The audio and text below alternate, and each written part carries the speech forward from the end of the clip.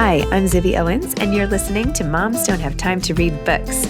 This 30-minute podcast features a new author interviewed by me every single day, 365 days a year, for about 30 minutes. I am also the publisher for Zibby Books, which publishes 12 books a year in fiction and memoir. Our books are already out now. You can check it out on zibbybooks.com. And we have a magazine called Zibby Mag, where we have lots of wonderful essays and lifestyle features. That's at zibbymag.com. We have classes at zibbyclasses.com. And I recently opened a bookstore in LA called Zibby's Bookshop at 1113 Montana Avenue at 11th Street in Santa Monica. I hope that you are able to enjoy some of our other offerings. But this here podcast is the basis of all of it and started in 2018. And no matter what I do, this is basically my favorite thing. Enjoy.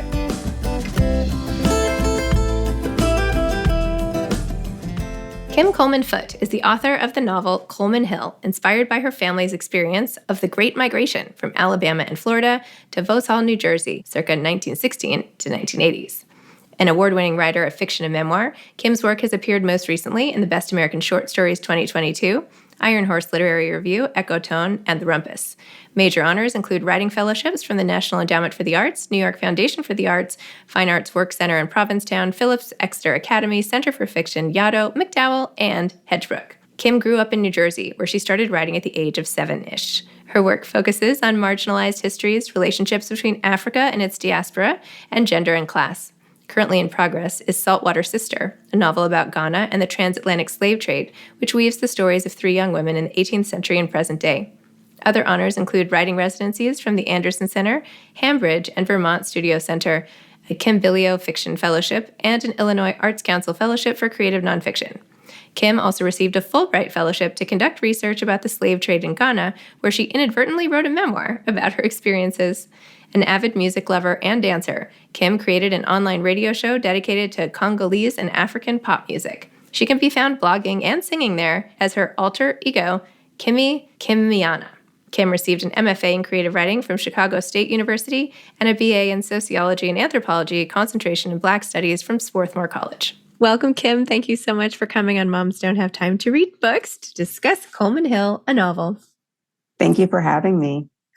It's my pleasure. So a novel, we can just start with that because yes.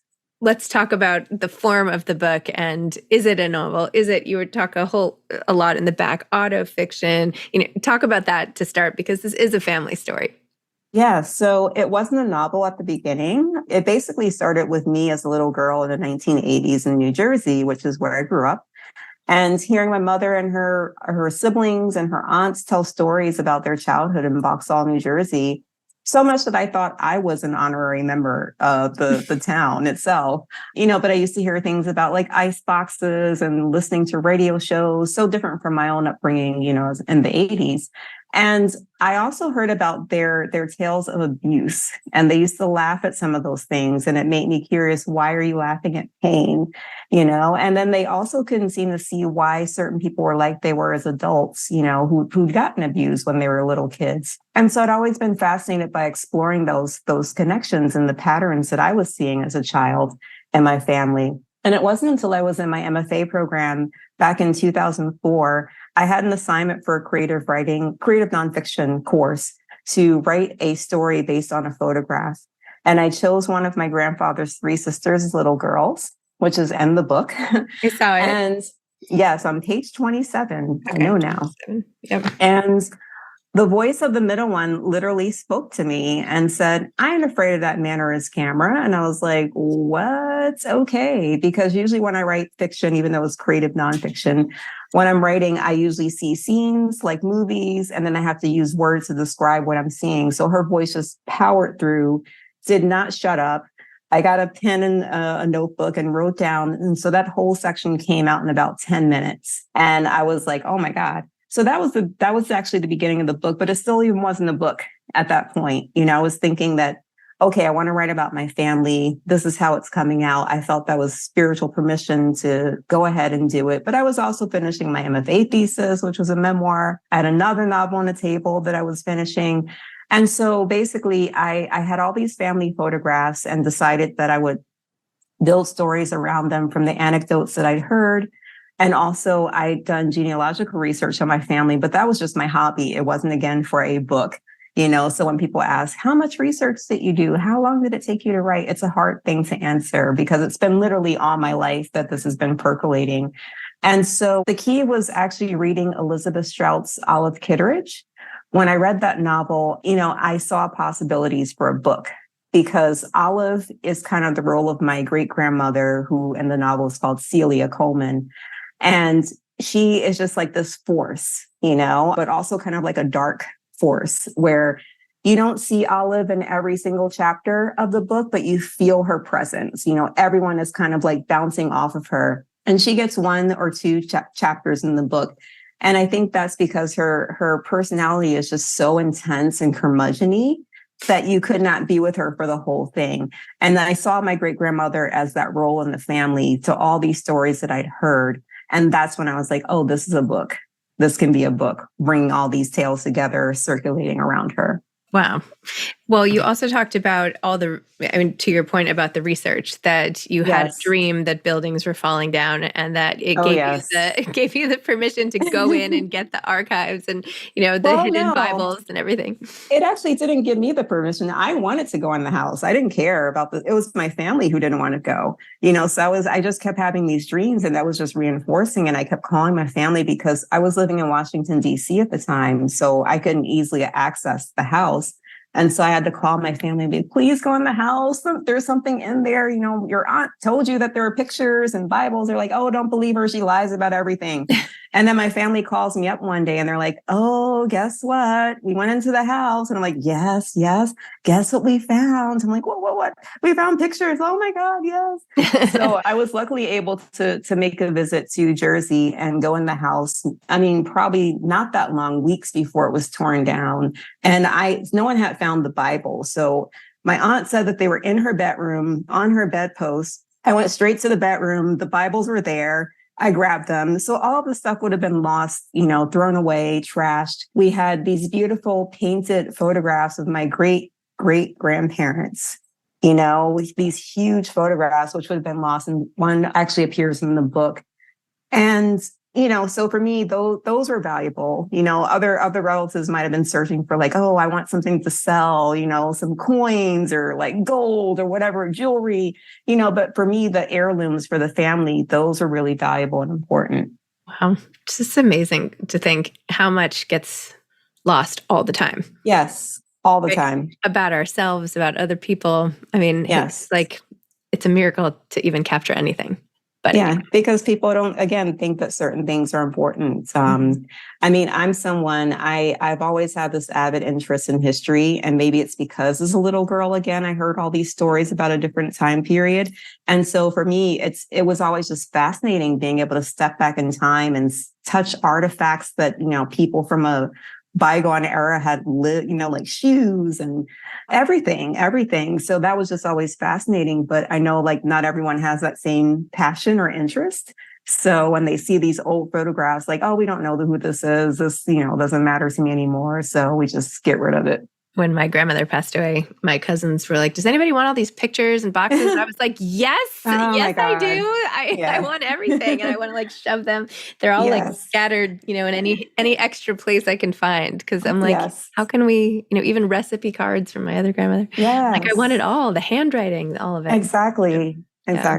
You also mentioned that your mom was surprised at how well you captured her life. And you were like, what, did you not think I was listening? Tell me about that. Yeah, I was actually writing another novel at a certain point, actually when I entered my MFA program, and it was set in 1932, which is significant because one of the date books that I actually found in my aunt's house was a calendar year for 1932. Crazy. Yeah. So it was actually based on some of the stories that I heard. So I didn't even do research technically because I was just building in all the facts, that I heard growing up. And don't get me wrong, I love historical research. I wanted to be a professional historian at some point and really deep dive into archives and interview people and all that kind of stuff. But for that, I just used my mother's recollections. And yeah, it was just like, did you think I was ignoring? Or maybe, I think the thing is sometimes with children, we don't think that they're listening. Mm-hmm. even though like they were children once themselves. And, I talk about my family members as children snooping in on quote grown folks business. Right. But I guess people forget like you're a child and you absorb and you listen to things, and you're also trying to make sense of different things. So, but yeah, she was just even today, she's like, oh, how did you know these things? I'm like, you told the same stories over and over again at every single holiday gathering. Yes. You're like, what did you think I was doing? Where is the credit? So funny. It's not too late, by the way, if you want to be a historian. I feel like you're. Oh, I know. I definitely know that. Yeah, one of my favorite stories that I tell. So I worked in academic student services for many years with college students, and one of my favorite stories that I would tell them was about this professor that I met when I was probably about 22, 23. I was in DC. And this was when I was debating that I was going to be a historian or pursue creative writing, or I was applying for the Fulbright Fellowship to go to Ghana and do that was research for the other novel. I was doing hardcore research for that. And I met this PhD, and she's, very accomplished in her field. She's an anthropologist. She's traveled all around the world. I wanted to do what she did and interview people and learn about cultures. And I remember telling her, I don't know what I want to do with my life. And she just looked at me and smiled. She was probably like in her 50s at that point. She smiled and said, I don't either. Mm-hmm. And so I was like, oh, you can change, things, and you don't have to stick with one thing, So I think for me that freed me up actually to pursue the creative writing because, I realized that all my interests in history, I was looking at the African diaspora. I wanted to especially look at Latin America and African connections there with slavery. I realized that all of my research interests were feeding into my fiction, and then I won the Fulbright Fellowship to go to Ghana for the year to do research. So since I had gotten that, I was like, well, let me devote more time to the creative writing, because if I do a history program, I know that I won't have time to write creatively. And that's more important. Now you're just showing off. I mean, it's like, it's not even showing up, I'm kidding. Like, I'm totally kidding. I'm totally kidding. I know. But it's like, when people say these things, it's like, it's something I love. I have a burning passion, and especially for PhD programs, the messages that I was getting is like, if you're not totally invested in this thing, you should not do it, because this PhD programs are average a couple of years. You're spending a couple of years, in schoolwork, working on a dissertation, and you need the longevity and all of that to really carry through. And this was something I'm like, I'd happily sit in some dusty old archives like that. That just like, yeah, I mean, I'd be just totally happy in a dusty archive, like looking up documents and like getting a headache from, trying to look at old script. So, yeah. And so with my family, even, the fact that I was interviewing people, I was already incorporating some of that, informally on my own, because it was just exciting and fascinating to me.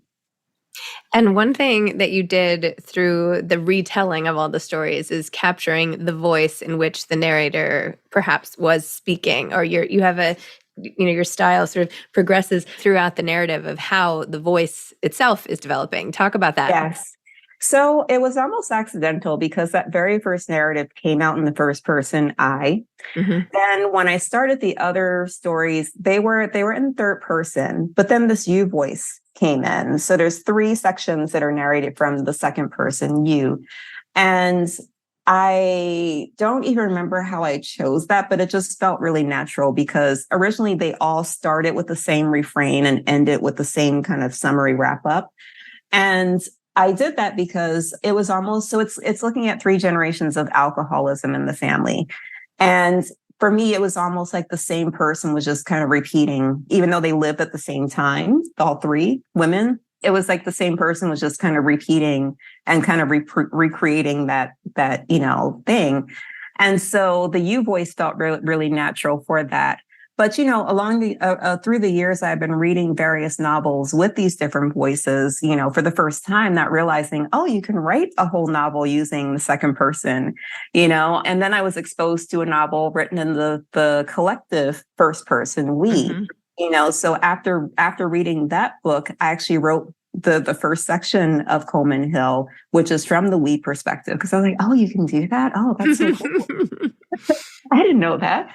And so those pushed me to experiment and explore. And then there's one other section that's from the first person, and it's another one of my great aunts. And the reason is because, like, I feel like the first person is really overused, especially in contemporary fiction. I feel like I pick up these books and it's like the voice is not really right, I feel, because sometimes it's like, oh, this is like, it sounds like someone with an MFA in poetry. And how is that when, your narrator is 12 years old and you say that they haven't even read a book? And they're not very literate. They don't hang out in literary circles, but they're talking about dewdrops on leaves. And I'm just like, how is that? And there's alliteration and all this. How is that possible? And so for me, I was very careful with the first person voice. Unless I had that person's voice in my head, like the first one that just came to me, it was a little girl and she was speaking in dialect, and it was interesting because that other novel that I was writing in 1932, my character was I had two main characters. One was working class, poor, and Black, and the other one was middle upper class and Black. But my working class poor, again, who probably didn't really read books, whose family didn't read books, they weren't educated. And she's writing from the first person, or was writing from the first person. And, she's speaking with howevers and thus and therefores. And then later I looked at it, I was like, why was she speaking like that? Oh, yeah, because I was writing this through college when I was writing academic papers. And so that language had slipped into the writing. I was like, this is totally the wrong voice for this character.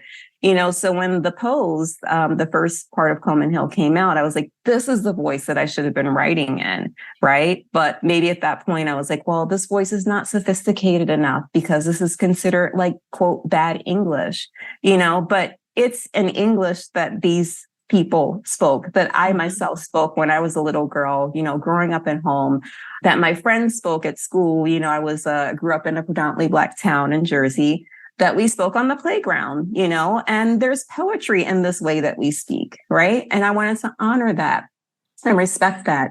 And so for the other section, my great aunt, she was a comedian. She always had everybody laughing. Her voice was really, really strong in my head, especially because I got a chance to interview her not long before she died, maybe a couple of months before she passed away. So her voice, her jokes, all of that were like really, really strongly in my head. But again, I wanted to honor the way that she spoke, right? So again, she was not someone she didn't even finish high school, right? She was not someone who was well-read, all this stuff, but she had a way of talking, of stringing together words that could make you laugh, and telling stories that could really engage you. And so that's why I chose that first person. Wow. Amazing. And how did the voice and the writing inform the treatment of trauma in the book and how you wrote about that? So, I think like it really hit me when my grandfather came into the book, because originally it was supposed to be all from the women's perspectives. And then he just barged his way in one day. And I was just like, okay, Grandpa. I didn't want to go there because, I had to talk about him, part of his life as an abuser towards my grandmother. And that was something that I didn't learn until later in life, that happened. And it really sickened me and disappointed me because, as a little girl, I would have never thought that about my grandfather. He seemed like very kind of almost timid, but he was very tall, but like very quiet and just kind of like mellow, so to hear that, like he did what to my grandmother, and then have to write about that. But when I started writing about him, I realized that, again, I had to honor who he was with all his flaws, and so, and also be true to how he would have interpreted what he did. Right. And so I realized that my writing was having this matter of fact quality, so it wasn't like I'm coming in as me, the author or the narrator, or the author as opposed to the narrator. But, I realized that I couldn't come in and judge, because I couldn't write about who they were if I was judging. But at the same time, the way that I set up the book, so there's so many different family members who narrate, who tell their stories. Mm-hmm. And so you get to see one person as, let's say, committing abuse, but you get to see someone else who's a recipient of abuse. You get to see someone else who stops the abuse, right? And so to see all these stories play out from different angles, it's like, well, yes, the trauma happens, but I don't let people get away with the trauma that they're, putting out there. So it's not necessarily judgment, but again, just showing you these different angles of people who resisted, people who didn't think that that was right, and in showing that it's left up to the reader to make a decision. And again, I don't even think it's like judgment is a thing. It's just like being able to see more clearly, the dynamics that are going on that make people do the things that they do, right? That make people have, make people put certain labels on other people like evil or mean or whatever the term is, so that you can see, okay, well, no one was born evil or mean. Where did this behavior come from?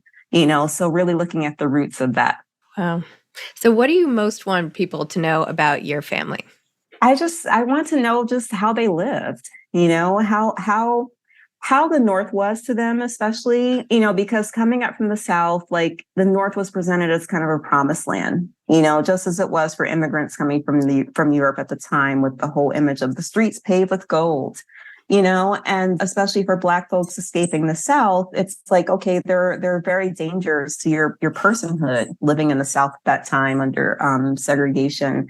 And, so they were so excited about the North and the economic opportunities, the educational opportunities, but when they came, there were so many disappointments, like a lot of the women were still domestics like they were in the South. The men, were getting factory work. They got paid more, but, there was still discrimination. There was still racism. They were still held back in ways. And I think also for me to go down South and meet relatives who'd never left, and to see that they had advanced further than my family in terms of home ownership and education. It was infuriating, actually, because again, it's like, oh, my family, they're the ones that kind of got out of the South, for better opportunities and ended up not really advancing more than the folks who stayed. But conversely, the folks who stayed, they quickly told me that, well, the reason why we were able to do these things is because the people left. Right. So if all the people hadn't left, because then the schools became emptier, the student teacher ratio went down, or our teachers were invested in us, that they had more attention, that they could focus on us. So that's the paradox, that's the thing that I want to, hopefully get across to people that, through my family, of course, there's so many other families that left the South, that the North also had these kind of complications. And tell me just a little more about your whole publication journey at Zando and everything. I mean, very exciting. How did that all happen? And what's that been like? So exciting. Yeah. So it happened very, very quickly, but I have been trying to be published for many, many years. I got my MFA back in 2005 with a memoir. And so that was like my official, search for an agent. But I'd also sent my first query letter when I was 12 years old. Oh, I love that. So, because I was writing, manuscripts back then. So I wanted to actually be the youngest person to publish a novel in this country. Wait, that's what I wanted. Oh, really? No, seriously. I was like 10 years old and I would like go in front of the mirror and I was like, I'm going to be the youngest person ever. And I would give like acceptance speeches. Yeah. Exactly. Yeah. So, hey, you're the first person I'm talking to that shares that. So funny. I know. Me too. And then I think when I was like 14, I read in a magazine that someone had published, or I was like 15 and I was like, so I never thought it would take this long to get a book published, because I was writing all throughout high school and all of that. And like I said, I had the novel in college and everything. But, my first manuscript was a memoir. And at that time, everyone was like, well, who are you? Yeah, the writing is good, but who are you? You're not anybody, that we can't sell this book, So then realizing like the politics and economics of publishing, the publishing world. And then I wrote another novel, which is the one that I went to Ghana for to do research for, which Zando, I'm so grateful that they purchased that book as well. That'll be my second book that's published. But it was years and years and years. And then Coleman Hill, I was actually writing, in the interim between drafts of other manuscripts. There's a whole other novel that I started. There's like a screenplay. There's like so many things that I've been working on all these years. And so at some point, everyone kept telling me, finish Coleman Hill, finish Coleman Hill. But, years before that, it was finish Saltwater Sister, which was my Ghana novel when I was working on the one from 1932. So I was like, okay, here we go again. This is, I don't know how many manuscripts in we have. So when I did finish it and I was like, okay, here's my agent search again. I can't even tell you, maybe like the fifth major agent search that I had done. And it happened so quickly. it like in a blink, I had an agent, and then like literally in a couple of months, my agent is sending it out to editors because at the point when I was working with my agent, the consensus was it's almost done. Right. And so this is, again, a novel that kind of snuck up on me. I didn't even know it was a book. Then all of a sudden people are telling me, finish this book. And I finished it. And they're like, oh, yeah, it's practically like it's really clean and done. I'm like, oh, okay, cool. So basically, she sent it out to lots of editors, and Zando happened to be one of the publishing houses that was interested. I had no idea that Sarah Jessica was a book person. My agent mentioned the name. I was like, oh, there must be an editor named Sarah Jessica. Oh, that's so cool. Someone named their daughter after, And so when we zoomed, I was like, oh no, it's her. It's the real Sarah Jessica. So it was just like mind blowing. Oh, and then the deal happened so quickly also. And like I said, Zando bought Coleman Hill, but they also bought Saltwater Sister. So after so many years of trying to get that one published, I'm so happy and grateful that, it'll finally be out in the world. And so it's just been like a really, really beautiful experience. I've heard, again, over the years, I've accumulated so many stories from different authors about their publishing experience, all the horror stories and ways that things can go wrong in publishing. It's like, oh yeah, I took 10 years to get an agent. And then right before the agent submitted, they died. And I'm like, oh God, and then my cover, they put the, a wrong picture on my cover, all this kind of stuff. And I have to say that my experience has just been so smooth. And the team at Zando has been so supportive and just so passionate. Everyone brings their passion and enthusiasm. So I've just been telling everyone it's like beyond wildest dreams, honestly, at this point. It's amazing. Because I had dreams. I've obviously had dreams since I was a little girl about how to, have my books out. But it's been actually beyond wildest dreams. So I'm really, really grateful for all of this. I'm so excited. That's such a great story. That's really great. When is when is Saltwater Sister coming out? So it's anticipated 2025. Yes. Amazing. So I need to really get to writing and finishing. For real, finishing that for real now. And what is your advice for aspiring authors? Right. Tell your stories, if there's something that you're burning to tell it, do it. Don't let anything stop you, and the fact that if you're wanting to publishing can be very, very difficult. Some people, it seems like it's so easy. You have the 23-year-old, this is their first book and they get published and by 24, their book is out and they've had the string of bestsellers ever since, but it doesn't work out that way for everyone, and I would say if you're not, again, just like with the PhD, if you're not passionate about that story, if you don't have the commitment to it, it might not happen, so figure out a story that you really just can't let go of. Because that is what will keep you through, and build community as well. A community of writers, friends who believe in you. I could not have done it for so many years if I didn't have that community around me. Love that. Amazing. Well, thank you, Kim. This is so great. Thanks for sharing the story so we can all sort of cheer along with you and sharing your family story and all of that. So congratulations. Thank you. Okay. All right. Have a great day. All right. You too. Take care. Bye-bye. Thanks again. Okay. Thank you. Thanks for listening to this episode of Moms Don't Have Time to Read Books.